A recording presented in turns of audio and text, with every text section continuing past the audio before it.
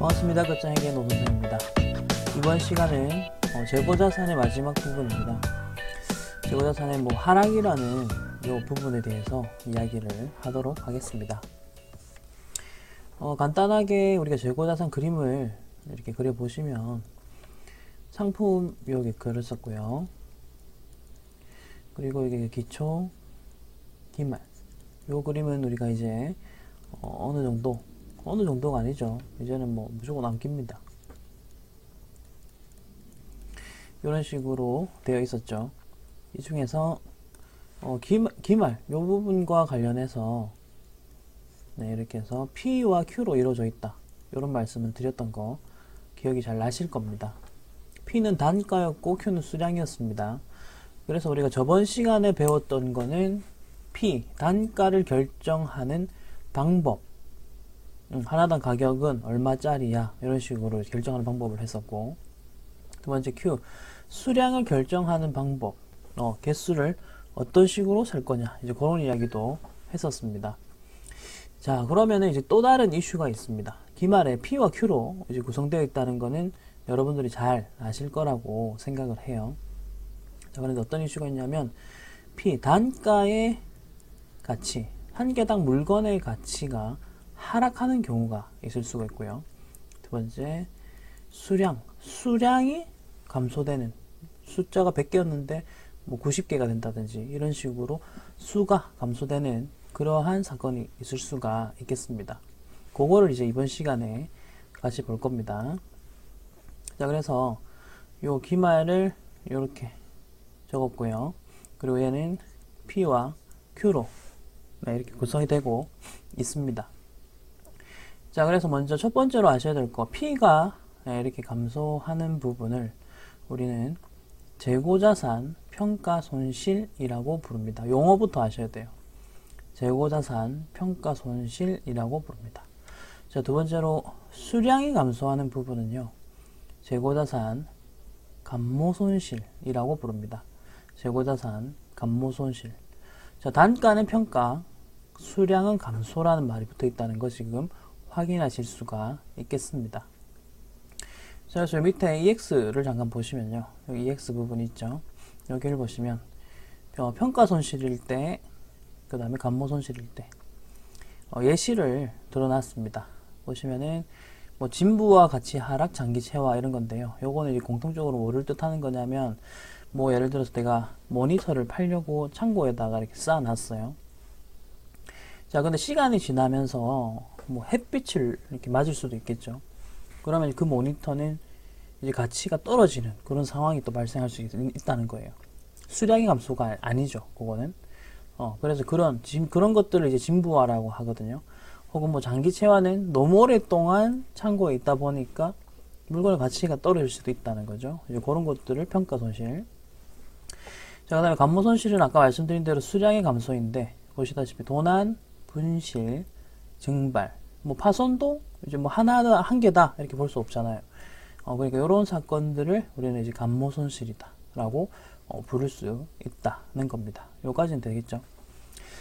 자, 그러면 다시 돌아가서 아까 단가가 하락하는 거는 평가 손실이라는 용어를 쓴다 했던 거, 두 번째 수량이 감소하면 감모 손실이라는 용어를 쓴다는 거, 일단 이거 첫 번째로 포인트로 기억을 하셔야 되고요. 자, 기억하셔야 될 거 별표를 좀 쳐놓겠습니다. 이름을 기억하자. 두 번째로 기억하셔야 될 거는, 자, 재고자산 평가 손실 이름을 보시면 아시겠지만, 자, 손실 비용 계정으로 처리를 해야 됩니다. 자, 그럼 우리가 손익계산서에 수많은 비용 계정들이 있습니다. 매출원가, 판관비, 영업의 비용. 보통 이 세 가지가 우리가 이제 앞으로 자주 볼 비용 카테고리입니다. 그럼 이 재고자산 평가 손실, 이 비용 카테고리는, 비용 계정은 어느 카테고리로 들어가는 것이 좋을까? 그 부분을 우리가 알아야 되는데요. 자, 첫 번째, 평가 손실 같은 경우는 보시다시피 매출원가에 가산한다. 이거 이제 문제 포인트입니다. 자, 그리고 이제 재고자산 감모는 그럼 어디 갈까를 아셔야 되겠죠? 자, 그런데 감모는 일단 두 가지로 나누고 있습니다. 정상 감모가 있고요. 비정상 감모가 있습니다. 먼저 정상 감모는요. 이제 우리가 물건을 팔다 보니 판매되진 않았지만 항상 요 정도의 수량은 조금 뭐 감소하더라 인정해 줄 수 있는 부분인데요. 뭐 이런 것들은 이제 우리가 뭐 물건 팔다가 뭐 서비스로 하나씩 다 더 끼워주는, 뭐 우리 서비스 오늘은 10개까지 끼워줄 수 있어? 뭐 이런 식으로 했을 때 이런 것들 우리가 판매한 건 아니지만 판매하는 과정 중에서 우리가 이제 정상적으로 수량의 감소가 일어날 수도 있는 그런 부분을 뜻하거든요. 그런 거는 정상 감모라고 합니다. 자, 근데 비정상 감모 같은 경우는 이거는 내가 어느 정도 컨트롤을 다 했으면 절대 감소하지 않았을 부분인 거죠. 그러니까 내가 알지도 못하는 수량 감소라는 거죠. 그러니까 이제 비정상이란 말을 또 쓸 수가 있다는 겁니다. 자, 그러다 보니까 이제 정상 감모와 비정상 감모는 어느 비용 카테고리에 들어가느냐가 좀 달라지더라는 겁니다. 자, 먼저 정상 감모 같은 경우는 매출원가에 가산합니다. 그리고 비정상 감모 손실은 영업의 비용에 가산한다, 넣는다는 뜻이에요. 그 카테고리로 처리한다 이 말입니다. 자, 그러면은 시험 목적상 여러분 재고자산 평가 손실은 매출원가에 가산한다, 요 문장을 이제 보고 X 할 줄 아셔야 된다는 거고요. 그 다음에 감모 같은 경우도 정상 감모는 매출원가에 가산, 비정상은 영업의 비용에 가산한다. 요 문장 자체 보기로 나올 겁니다. 그걸 이제 아셔야 됩니다. 자, 그럼 이제 추가적으로 조금 더 설명을 해보겠습니다. 자, 이 평가 손실과 정상 감모는 매출원가에 가산한다라고 했었죠. 이게 왜 이게 가능하냐 하면 요 두 가지는 다 뭐라 보는 거냐면요, 회계에서는 물건을 판 걸로 보는 게 매출원가잖아요. 판매한 물건의 원가라는 뜻이니까요. 근데 실질적으로는 얘네들 둘이가 팔린 거는 또 아니거든요. 근데 왜 굳이 매출원가에 넣느냐면 이거는 판매하는 과정 중에서 부득이하게 발생한 거 아니냐, 그러니까 우리는 얘네들을 매출원가로 처리하겠다, 뭐 그런 이야기라고 보시면 돼요. 자, 근데 비정상 감모 같은 경우는 우리가 어느 정도 통제를 제대로 했으면 이 수량 감소는 절대 일어나지 않았을 것이다, 어쩔 수 없는 거 아니다, 그러니까 이거는 판매할 때 발생한 매출원가로는 처리할 수 없다. 그럼 이것도 저것도 아닌 애들은 다 영업 외 비용으로 넘어가야 됩니다.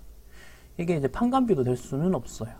판매 관리하는 과정에서 발생한 것도 아니고 말 그대로 그 이외의 사건이거든요, 이거는. 그래서 이제 영업의 비용에 가산한다라는 것까지 일단은 문제 포인트가 되겠고요. 자, 그 다음에 이제 아실 거는 이제 세 번째 이슈를 말씀을 드릴게요. 중요도가 조금 떨어지거나 혹은 좀 어려운 부분에 속하는 건데요. 우선 지금 별표 친 부분만 확실히 암기를 좀 해주십시오. 여러분 전산회계 1급 수준에서는 요 정도는 하셔야 됩니다. 자, 그러면은 이제 조금 확장을 시켜가지고 난이도가 조금 어렵지만 한번 설명을 좀 드릴 게 있습니다. 자, 먼저 재고자산 평가 손실 밑에 보시면 이렇게 분계가 나와 있습니다. 네, 이렇게 분계를 하면 되거든요, 기본적으로. 자, 가격이 하락시가 있고요. 먼저 요거 개념 설명 좀 드릴게요. 그 다음에 회복이라는 말을 씁니다. 아니, 그러면 가격이 상승하는 건 인정 안 해준다는 뜻입니까? 네, 그렇습니다. 요거는 이제 재고자산에서 저가법, 요 부분이죠. 요 저가법이라는 거에 대한 설명을 좀 드리자면, 기본적으로 예를 들어서 내가 1,000원 주고 물건을 샀습니다. 근데 물건의 가치가 뭐 예시를 들은 거예요. 떨어져서 800원이 되었다고 칩시다. 자, 그럼 보시다시피 가치 하락이 200이 생긴 거 보이시죠? 오케이. 자, 그리고 시간이 지나서 이 재고자산 물건 가격이 올랐습니다. 이렇게 올랐는데 요거가 1,300원이라고 예시를 들어보겠습니다. 자, 그러면요, 요렇게 점선을 그었고, 우리는 이제 회계 처리를 어디까지 할 수 있냐 하면요, 요만큼 회복한 만큼만 회계 처리를 할 수가 있다. 지금 그 이야기를 하는 겁니다. 200이 요때는 하락했었지만 요때는 다시 200이 상승하는 거죠. 그리고 추가적으로 뭐 보시면은 300이 더 상승하고는 있지만, 그죠? 얘에 대해서는 회계 처리하지 않습니다. 왜냐하면 재고자산은 그래요. 여러분 증권 같은 경우는 오르면 오르는 대로 떨어지면 떨어진 대로 그냥 다 평가를 해줘야 되거든요. 근데 이제 재고자산 같은 경우는 그렇게 하지 않는다. 왜냐, 저가법이라는 거를 쓰기 때문이고, 그 저가법이라는 게 뭐냐 하면 가격 하락했을 때 우선 회계 처리 가능하고, 두 번째, 가격이 상승하더라도 회복된 부분, 원래 있던 금액 부분까지만 회계 처리가 가능하게 해주는 뭐 그런 이슈라고 보시면 되겠습니다. 자, 그래서 이렇게 가격이 200이 떨어지는 분계가 바로 여기 보시는 요 분계, 가격 하락 시 요 분계고요. 그 다음에 200 이상 다시 이제 회복하는 부분, 이 회복하는 부분은 2번이죠. 여기 밑에 보시면 가격 회복, 2번 분계를 뜻한다 라고 보시면 되겠습니다. 자, 그리고 이제 분계를 보십시오. 차변에 재고자산 평가 손실이라면서 손실 계정 잡았죠. 이 계정이 바로 이제 매출원가 카테고리에 들어간다라고 여러분들이 보시면 돼요. 계정 과목은 평가 손실로 적었지만, 재고자산 평가 손실로 적었지만, 이제 요 계정 과목이 매출 원가라는 손익계산서에 카테고리 속으로 들어간다. 이렇게 기억을 하시면 돼요. 자, 그리고 요 재고자산 평가 충당금이라는 거 보이시죠? 이거 어디서 많이 봤다라는 기억이 살짝은 나셔야 됩니다. 이게 뭐냐면, 우리가 이 교재에서 좀 위에 앞부분에서 회계 계정 과목 이야기를 했었을 때, 차감적 평가 항목인 것은 뭐 아닌 것은 뭐 이런 거 했었거든요. 그래서 이제 요거는 제가 이렇게 재무상태표를 하나 그려가지고 설명을 좀 드리겠습니다. 요건 재무상태표예요. 자, 재무상태표면 보시다시피 이렇게 상품이나 뭐 제품 이런 걸 적을 수가 있겠죠. 그런 식으로 해서 금액을 1,000원이라고 적을게요. 1,000원이었는데 자, 요 밑에 요 재고자산 평가 충당금 요 계정이 붙는 거예요. 재고자산 평가 충당금 해가지고 아까 위에 보셨던 요 사례 가지고 해볼게요. 이것도 200이 하락을 했었죠. 그러면 200만큼 이렇게 밑에다가 이렇게 차감하는 형식으로 적습니다. 그러면 뭐 결론적으로는 뭐냐? 이 상품의 장부가액, 여러분 장부가액이라는 용어 기억나세요? 이런 식으로 충당금들을 뺀 잔액을 우리는 이제 장부가액 이런 식으로 불렀잖아요. 상품의 장부가액입니다. 이거 지금 어떤 분계랑 비슷한지 느껴지세요? 이거 대손충당금이랑 매우 비슷하죠. 그리고 얘를 뭐라 부르냐면 상품이라는 자산의 차감적 평가 계정이라고 부릅니다. 우리 자산의 차감적 평가 계정, 부채의 차감적 평가 계정 이런 거 배운 적 있었거든요. 나중에 한번 앞부분 다시 한번 찾아보세요. 표시는 이렇게 합니다.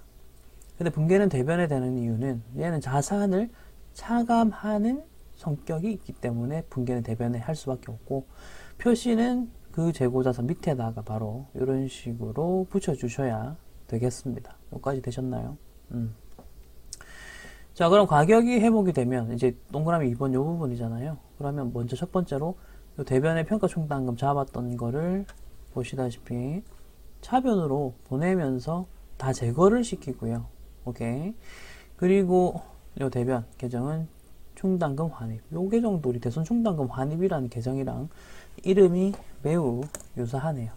이건 잠깐 프로그램에서 한번 볼게요. 기존에 깔아놨던 프로그램을 보면서 계정 과목 등록에는 또 어떻게 등록이 되어 있나 볼게요. 환입이라는 키워드로 한번 찾아볼게요. 매출 환입이 나오네. 재고자산 찾을게요. 재고자산.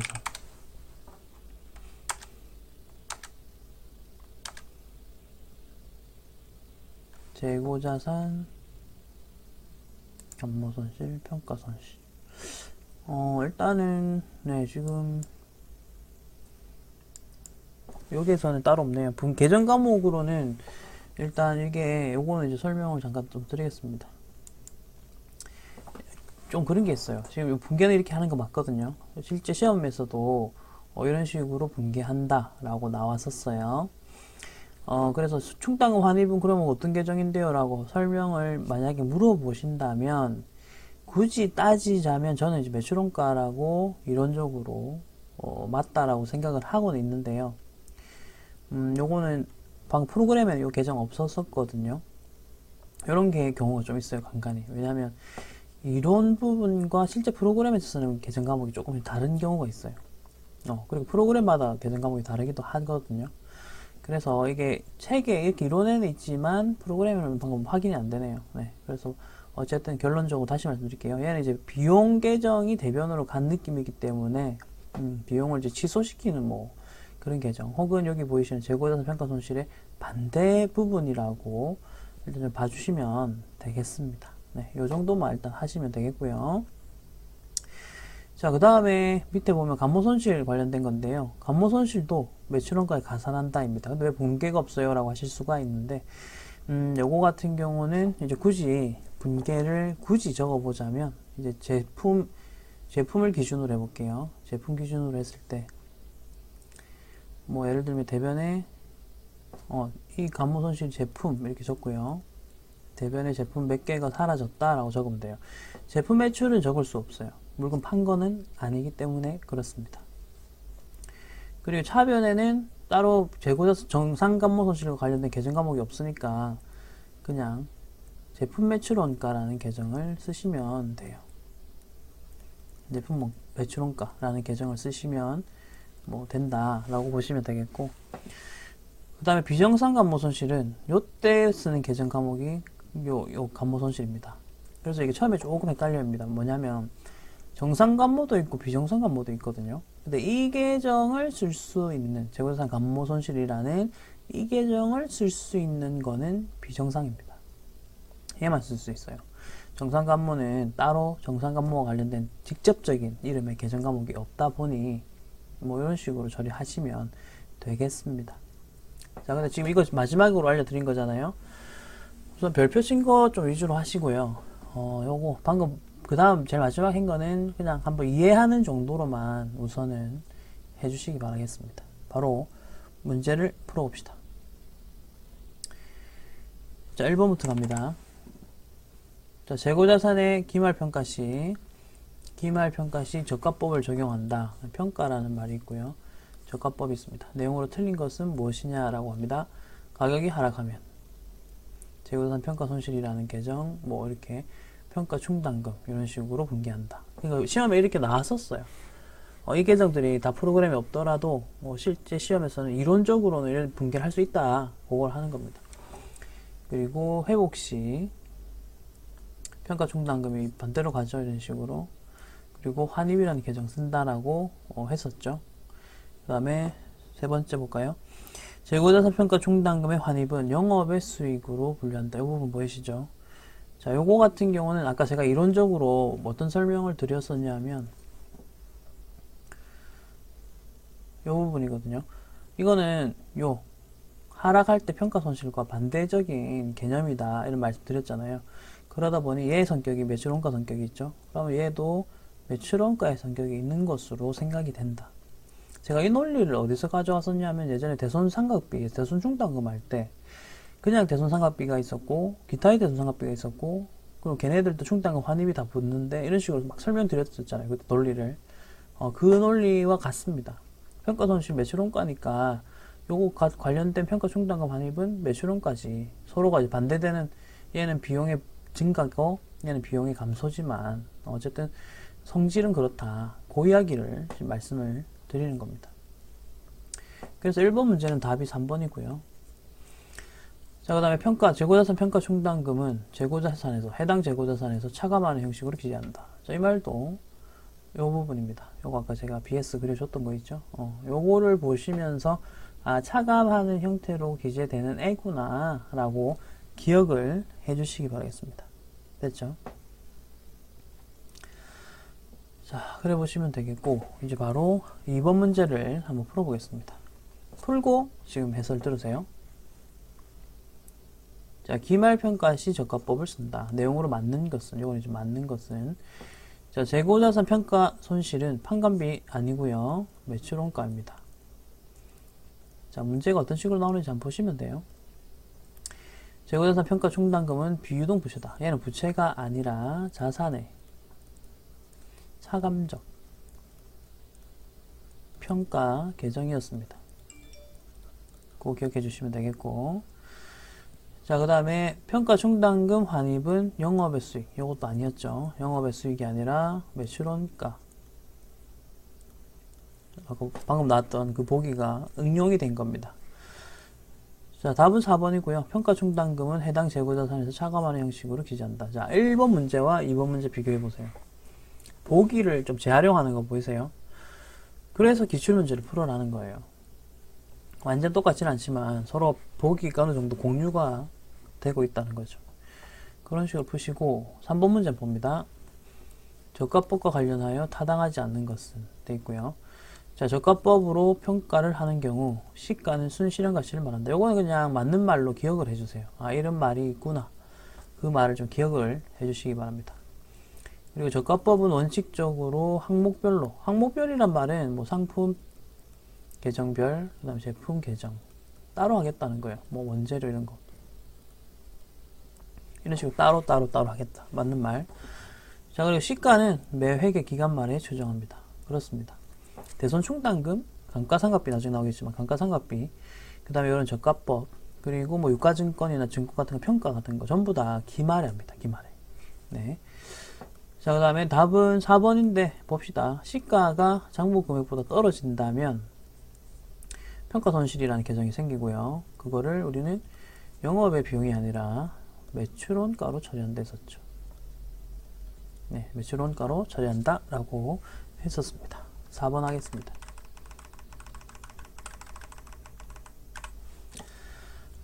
재고자산과 관련한 다음 설명 중 옳지 않은 것은 무엇이냐. 재고자산 문제인데 좀 종합적인 부분에 되겠네요. 4번 문제고요. 재고자산의 판매와 관련된 비용은 재고자산의 원가에 포함한다 되는데, 이 말은 일단 이 말 자체는 매출원가로 처리한다 뭐 이런 식으로 볼 수가 있는데요. 이건 틀렸습니다. 이 말 자체는 이제 틀린 말입니다. 왜냐하면 판매와 관련된 비용, 판관비라는 게 있어요. 판관비라는 카테고리가 아예 있거든요. 판매비와 이걸 줄여서 관리비 얘를 줄여서 판관비라고 부르거든요. 그래서 이 말은 1번은 틀린 거죠. 판매와 관련된 건 상관없어요. 원가에 포함하면 안 되죠. 뭐 매입하고 뭐 제조하고 이럴 때 발생한 게 이제 매출원가에 들어갈 수 있지만 이런 식으로 봐주시면 되고, 2, 3, 4번도 우선 읽어봅시다. 소매제고법은, 자, 소매제고법 이거 어디서 나왔었냐면 예전에 바로 전 시간이죠. 그 평가 방법, 단가 결정 방법에서 나왔던 거예요. 여기가 시험에 안 나오는 것 같지만 이런 식으로 보기 하나로 나온 적이 있었다는 거죠. 실제 원가가 아닌 추정에 의한, 추정 맞습니다. 주로 유통업. 제가 키워드 유통업이라고 했었던 거 기억나시죠? 이거 선입선출법이냐, 개별법 쓸 거냐, 뭐 후입선출법 쓸 거냐, 뭐 이런 이야기 하면서 나왔던 이야기고요.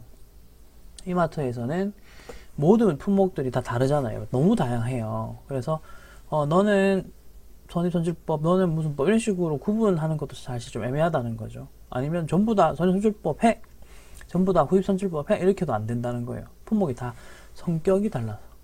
그러면 이제 어떻게 하냐. 유통업에서는요, 소매지고법을 씁니다. 그때 이제 키워드가 추정인데 뭐냐면, 품목별로요, 원가율은 몇 퍼센트가 있더라고요. 혹은 이익률은 몇 퍼센트입니다 하면서 그냥 그런 추정을 해가지고 그 율을 그냥 바로 곱하는 방식입니다.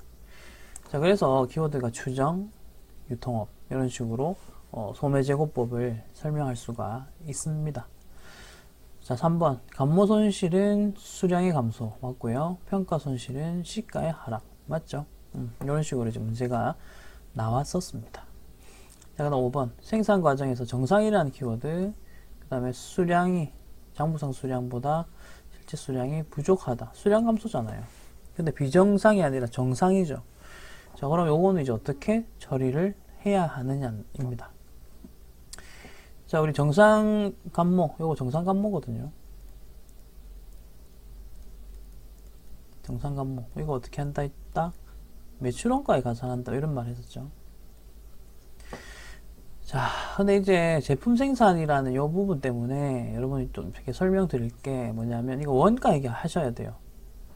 원가 얘기 하신 분들은 바로 이해가 되시는데, 여러분 원가 얘기 아직 안 하셨으니까 지금 수준에서 바로 설명을 좀 드리겠습니다. 뭐 원재료 이야기하고 있었고요. 자, 어쨌든 정상감모 혹은 정상적으로 수량 발생 이렇게 하면 매출원가 들어간다는 거 기억나시죠? 이 매출원가가 뭡니까? 흐름을 잠깐 이렇게 떠올려보세요. 판매된 거의 원가라는 뜻입니다. 그 판매되는 물건들은 공장에서 들어올 수도 있겠죠. 내가 사올 수도 있겠지만요. 그죠? 자, 그럼 얘는 제품 생산이니까 공장에서 만든 겁니다. 제품 뭔지 아시죠? 공장에서 제품 요거 공장에서 내가 직접 제조했다. 자, 그러면은 이제 제품 제조 답은 1번입니다. 5번 답은 1번인데 요거는 이제 어떻게 되는 거냐 하면 제품 제조 원가에 가산을 하잖아요. 그러면은 물건 값에 이 돈이 들어가겠죠. 그럼 난 이 물건을 나중에 팔면 그때 팔 때 비용 처리가 되겠죠. 그때 나오는 비용 이름이 바로 매출 원가가 되거든요. 그래서 이건 제품 제조 원가에 가산한다가 맞는 말입니다. 이때 포함시키겠다. 제품 제조할 때 그 원가에 포함시키겠다. 요거는 일단 답만 체크하고 이 정도만 듣고 넘어가시고 이것도 뭐 원가 얘기하고 봅시다. 여러분 좀 뭐 생각보다 제가 일단 듣고 체크하고 넘어가라는 게 많은 것 같지만 요런 거는 항상 말씀드리지만 이래도 하시고 다시 앞으로 오셔서 보시면 이해가 될 겁니다. 그러니까 믿고 따르세요. 회계는 급하게 한다고 되는 거 아닙니다. 이거 차근차근 하지 않으시면 전혀 뭐 답 없어요. 그거 잘 기억을 해 주십시오. 자, 6번입니다. 자, 기말 재고 자산의 변동과 관련하여 계정 설정에 영향을 주는 요소로 성격이 다른 하나는 요거 성격이라고 하죠. 그래서 이게 하나씩 보면서 얘기합시다. 도난, 진부화, 증발, 파손. 우선 요거는요. 요거 증발, 그 다음에 파손. 요 세 개가 수량의 감소입니다. 그 다음에 얘는 뭐냐? 얘는 단가가 감소하는 거죠. 이게 수량은 감소한 거 아니거든요. 진부화. 내가 들고 있다가 뭐 햇빛을 맞았다든지 뭐 상했다든지 뭐 이런 것도 있잖아요. 개수는 있는데 물건의 가치가 떨어진 거죠.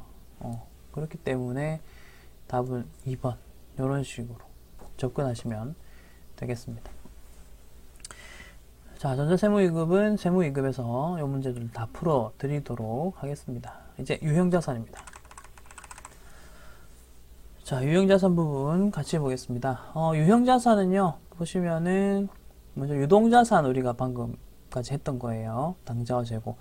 이제 비유동자산 부분으로 넘어왔고요. 이 자산들은 전부 다 1년 넘게 내가 들고 있을 것들입니다. 투자자산은요, 요거는 조금 뒤로 제가 밀었습니다. 난이도가 좀 어려워서 우선은 우리는 유형자산 먼저 공부하시고, 좀 뒤에 가서 투자자산을 한번 보는 걸로 하겠습니다. 자, 그리고 유형자산에서 중요하게 봐야 되는 토픽들 이런 식으로 정리를 해봤고요. 이번 시간에는 먼저 유형자산의 개념 및 종류를 먼저 하나씩 보도록 하겠습니다. 자, 유형자산의 개념입니다. 요것도 제가 이렇게 묶어놨죠. 요것도 시험 문제로 나옵니다. 그래서 키워드만 좀 잡고 가겠습니다. 유형, 있을 유 형체거든요. 그러니까 형체가 있는 여기 첫 번째 키워드입니다. 자, 그 다음에 1년을 초과 보이세요? 요거는 이제 왜 1년을 초과라는 키워드가 있냐? 우리 지금 유형자산 하고 있잖아요. 자, 그림 보면서 유형자산은 비유동소속입니다. 1년 이후죠. 그러니까 여기에서 나오는 거예요. 그러니까 여기서 이제 제가 적어 드릴 거는 뭐냐? 1년을 초과한다. 이 말 자체에서 우리는 비유동이라고 비유동 이렇게 적어 놓으시면 되겠죠. 자, 그 다음에 재화의 생산, 용역의 제공, 타인에 대한 임대 또는 자체적으로 사용할 목적. 요 첫 번째 줄에, 요 줄에 있는 얘네들 전부 다 뭐냐? 영업 목적을 설명하는 문장입니다. 그러니까 이제 키워드로 따지면 영업 목적으로 내가 들고 있어야 된다는 건데, 회계에서 말하는 영업 목적은 재화를 생산하거나 용역을 제공하거나 타인에게 임대하거나 자체적으로 사용할 목적인 것들을 말합니다. 조심하셔야 될 거는 우리가 흔히 말하는 영업사원들 있잖아요. 그분들은 물건을 판매하는 분들입니다. 그래서 영업도 판매 활동 아닙니까? 이렇게 생각하실 수도 있겠는데 회계에서는 전혀 그렇지 않다는 거죠. 판매는 판매라는 말을 아예 쓰고요. 회계에서 말하는 영업이라는 말은 지금 줄건 요거 요 말입니다. 요 말. 그냥 회사에서 쓰려고 이거예요. 그렇기 때문에 이제 헷갈리지 마십시오. 그거 말씀드리고 싶고요. 자, 그 다음에 대표적인 오답이 있어서 한번 보겠습니다. 먼저 모든 유형자산은 감가상각의 대상이 된다라는 말이 나오면 이건 이제 감가상각 때 배울 건데 미리 한번 언급을 해드리는 거예요. 이 말은 틀린 말이다. 왜냐? 토지나 그 다음에 건설 중인 자산, 이걸 만들고 있는 자산이거든요. 이 두 가지는 여러분 감가상각이 뭐냐? 가치가 감소되는 걸 감가라고 하잖아요. 그러니까 내가 뭐 차를 들고 있다? 시간이 몇 년 지나면 이거 가치가 하락하겠죠. 그러면 그 하락한 부분은 손실이거든요. 회사는 장부에다가 그 손실을 또 인식을 해줘야 되겠죠. 적어야 되겠죠. 그걸 우리가 감가상각 B라고 하거든요. 여기까지 됐죠. 그거 자세하게 이따가 다룰 거고요. 다음 시간에. 자, 그런데 이제 그 모든 유형자산이 감가상각이 되는 것은 아니다. 왜냐, 토지 땅이거든. 땅은 가치가 떨어지기도 하지만 상승하기도 하잖아요. 그래서 얘는 감가상각은 아니고요. 건물은 뭐 감가상각 됩니다, 여러분. 근데 토지는 아니고요. 건설 중인 자산은 뭡니까? 지금 짓고 있는 건데 아직 완성도 안 됐거든요. 근데 요거를 우리가 감가를 해버리면 안 되죠. 오케이? 그 이야기를 지금 드리는 겁니다. 자, 그리고 CF2 같은 경우는 목적별로 영업 목적이냐, 판매 목적이냐, 투자 목적이냐 이런 식으로 목적별로 이제 그 계정 과목을 처리하는 방식이 다른데 옆에다가 예시를 한번 좀 적어 주십시오. 땅이 있어요. 땅이 있습니다. 자, 근데 내가 이 땅을 가지고 있는 목적 잘 보세요. 먼저 지금 하는 것처럼 영업 목적이면 영업 목적으로 내가 땅을 들고 있다. 자, 그럼 계정 과목은 토지가 되고 이 토지는 유형자산입니다. 됐죠? 두 번째, 판매 목적. 우리 회사는 아예 땅을 사고 파는 회사예요. 판매 목적의 회사입니다. 자, 그러면은 얘를 토지라고 잡으면 안 돼요. 상품으로 잡아야죠. 이걸 재고자산이라고 합니다. 카테고리는 재고가 되겠죠. 하나 더 있죠. 이 땅 몇 년 후면 가격이 엄청 오를 것 같아. 투자 목적으로 땅을 샀다. 그러면 계정 과목은 투자부동산이라는 게 있습니다. 그리고 얘는 어디 카테고리냐? 투자 자산의 카테고리입니다. 이런 식으로 간다는 거죠. 자, 그래서 여기 CFT에 보면 영업 목적일 때는 유형자산, 판매 목적일 때는 재고자산, 투자 목적일 때는 투자자산이다. 요거를 이제 말씀을 드렸던 겁니다. 여기까지 됐죠? 자, 그 다음 유형자산의 종류를 한번 보십시오. 유형자산의 종류를 같이 보면 요거는 그냥 읽어만 볼게요. 토지, 건물, 구축물. 이건 이제 지붕 없는 건물이라고 보시면 돼요. 지붕 없는 뭐 건축물이라고 보시면 되겠고, 그 다음에 기계장치, 비품, 차량 운반구, 건설 중인 자산 등 더 있어요. 찾아보면. 여러분, 자동차는 기본적으로 회계에서는 차량 운반구라는 계정을 쓰고 있다는 것도 한번 눈여겨보셔야 됩니다. 그렇게 한번 봐주시면 되겠고, 자, 이렇게 해서 우선은 취득원가도 한번 봐야 되겠네요. 취득원가도 한번 보면서 이어나가겠습니다. 유형자산의 취득 해가지고요. 자, 이거는 취득원가는 얼마냐, 뭐 어떻게 분계를 할 때 그 금액을 어떻게 적어야 되느냐인데, 첫 번째 취득원가. 예를 들어 건물의 가격이 뭐 1,000,000원이다. 그러면 1,000,000원 이렇게 적으면 되겠죠. 근데 부대 비용이 발생한다. 뭐 수수료 같은 거 있죠. 매입할 때 수수료. 이런 것들은 우리가 어떻게 하기로 했다? 더해 주셔야죠. 더하기 뭐 부대 비용이 10만원이면 10만원. 이렇게 하면 건물은 얼마가 되냐면, 지금 예시 들고 있는 겁니다. 건물은 10만원이라고 나는 이렇게 인식을 차변에다가 하셔야 됩니다.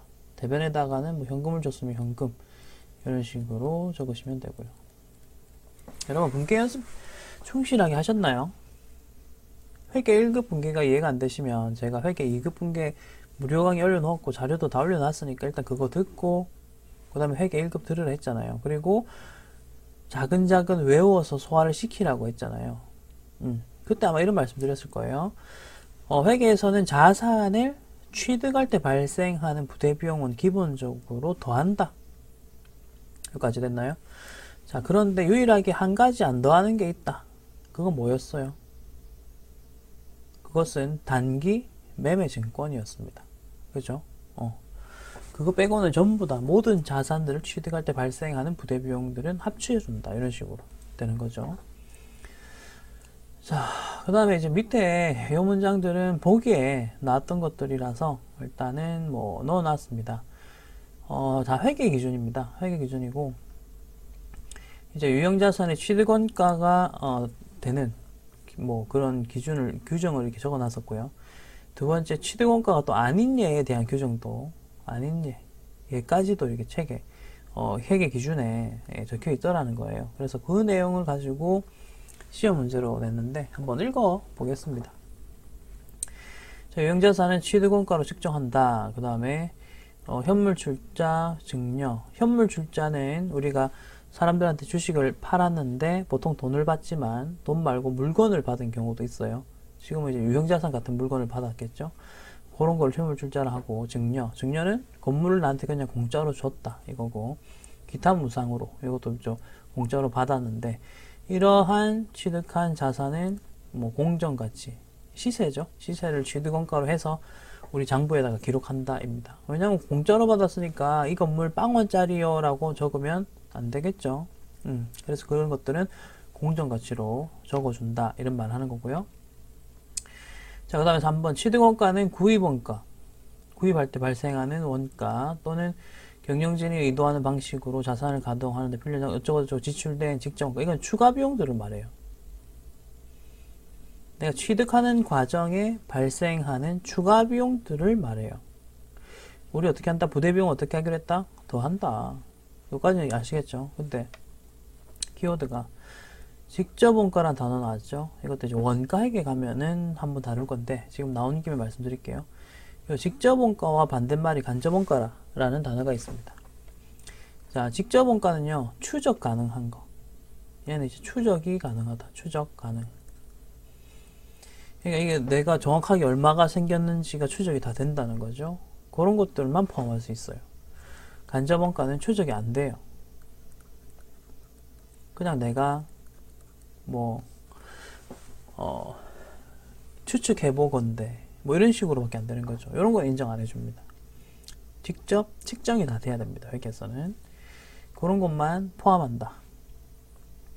자, 그 다음에 유형자산이 정상적으로 작동되는지 여부를 시험하는 과정에서 발생하는 원가도 취득원가에 포함한다. 이것도 이제 기계장치를 이제 공장에다 붙이고요. 그 다음에 시험을 하는 과정, 이제 시운전을 뭐 돌리겠죠.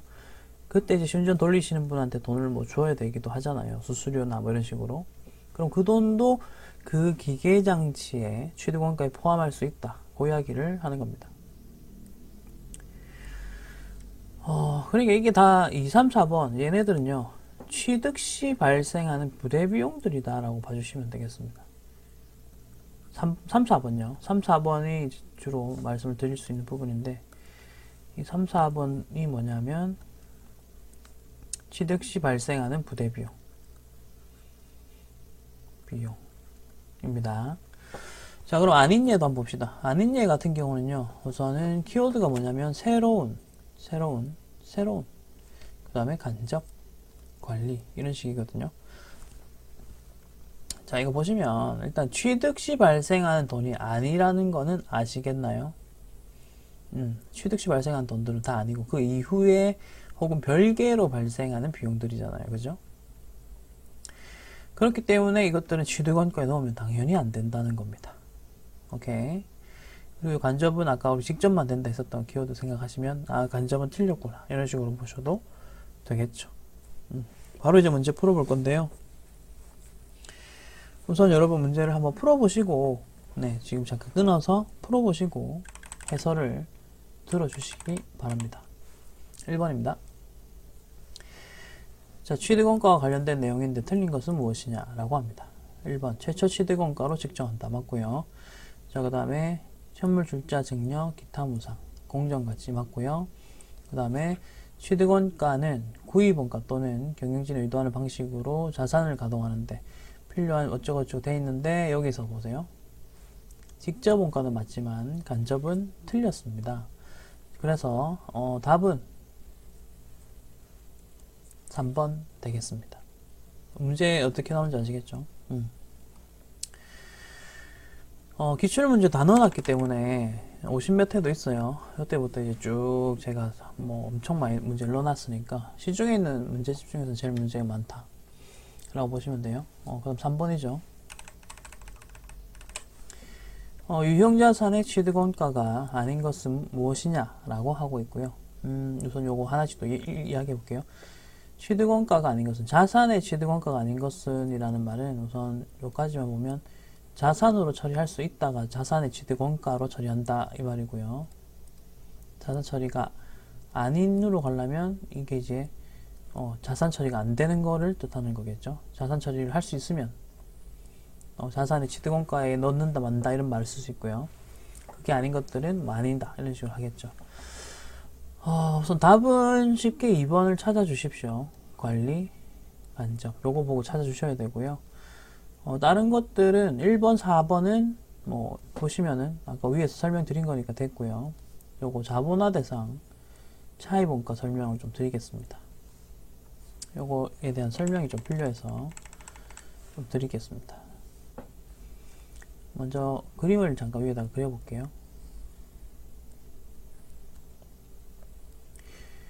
이건 뭐냐면 우리가 건물을 짓는다 라고 건설한다 생각해 볼게요.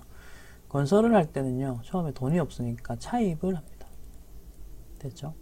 그리고 건설을 시작합니다. 건설 시작.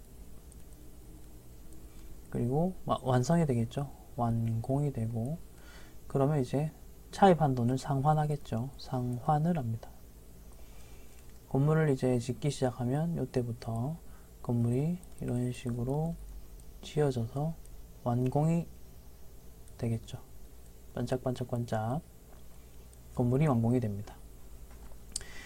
자, 근데 이제 차입을 했기 때문에 어떤 상황이 발생을 하느냐면요, 우리가 차입한 요 기간 동안에는 내가 돈을 빌려왔기 때문에 이자가 발생합니다. 이자가 발생하죠. 그래서 우리는 이자는 이자 비용료 라고 생각하실 수가 있겠죠. 오케이, 맞습니다. 틀린 말은 아니고요. 근데 이제 어떤 이슈가 있냐면, 여기 건물을 짓기 시작할 때 요때부터 완공하는 시점까지 요 부분은요 어떻게 처리할 건가를 생각하셔야 됩니다. 자, 다시 돌아갈게요. 차입원가라는 말 보이시죠? 밑에 차입원가라는 말은 차입을 함으로써 발생하는 원가라는 말이기 때문에 이자입니다, 여러분. 이자입니다, 이자. 우선 요 용어부터 알아주시고요. 그 다음에 자본화 대상이란 말. 자본화란 말은 요 문제 다 풀고 그 다음 바로 챕터에 나오겠지만, 부분에서 나오겠지만, 이거는 이제 자산으로 처리할 수 있느냐 이 말을 뜻합니다. 자산 처리를 자본화라고 합니다. 자본화라고 합니다. 자, 그럼 다시 위에 그림, 오른쪽 위에 그림 보시면, 그럼 여기에서 보세요. 차입을 했다. 이자가 발생했다. 여기 이자죠. 이자가 발생했다. 그리고 이자는 차입한 기간부터 상환하는 기간까지 발생을 하는데, 여기까지 됐죠. 기본적으로는 이자 비용 계정 쓰면 되겠지라고 생각할 수가 있겠지만, 요 빨간색 부분, 요 부분 보시면 내가 건물을 짓기 시작하고 완공이 된다. 그럼 우리는 이 빨간 기간을 뭐라 볼 수 있냐면 건물을 취득하는 기간으로 보는 거예요. 우리 건물 취득할 때 발생하는 비용들은 어떻게 처리하기로 했죠? 자산 처리. 그래서 이 부분이 바로 자본화하는 부분입니다. 자본화가 뭐냐? 자산 처리한다고요. 여기서는 이자 비용이라는 계정을 쓰지 않고 전부 다 건설 중인 자산, 건설 중인 자산, 건설 중인 자산 이런 식으로 자산 처리를 하면 돼요. 지금 건설 중일 때는 건설 중인 자산 이렇게 처리하게끔 되어 있거든요. 그리고 나머지 부분, 차입한 기간부터 시작하는 기간, 그리고 완공한 기간부터 상환하는 기간. 요때는 이제 이자 비용이라는 비용 계정을 쓸 수가 있다는 거죠. 자, 여러분, 요 내용을 이렇게 쉽게 설명하는 거 없어요. 지금 잘 듣고 한번 이거는 이해를 하시고 좀 적어 놓으세요. 적어 놓으시고. 왜냐면 자본화 대상 차입원가는 용어를 일단 아시는 게 중요합니다. 이게 나중에 여러분, 나중에 이제 전산회계 말고 세법 배울 일이 있을 때 그때도 자본화 대상 차입원가라는 말이 나옵니다. 그때 이제 무슨 말인지, 아, 이런 말이었구나 라고 좀 아시면 더 좋겠죠. 회계를 시작한 이상 세법은 나중에 무조건 배워야 되는 부분이기 때문에 지금 하나하나 이렇게 용어 설명 드리는 거 잘 체크하십시오. 자, 그래서 답은 3번의 문제의 답은 2번으로 마무리 짓고요. 그 다음에 4번 하겠습니다. 자, 유형자산의 취득원가를 구성하는 것으로 틀린 것은 무엇이냐라고 하고 있고요. 답은 1번입니다.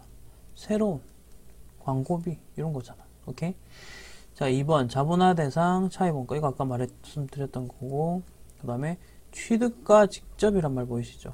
직접 관련된 취득 부대 비용이지. 자, 그 다음에 4번 유형자산의 취득과 관련하여 국공채 등을 이렇게 될 때 요거는 전산회계 2급 분계에 보시면 우리가 국공채 매입하는 사건들이 발생을 하거든요. 그때 이제 그 차액, 그러니까 국공채를 내가 취득을 할 때 매입을 하는데 보세요. 국공채 등을 불가피하게 매입을 하는데 당해 채권의 매입 금액과 그 다음에 평가를 해본 현재 가치의 금액이 다르더라.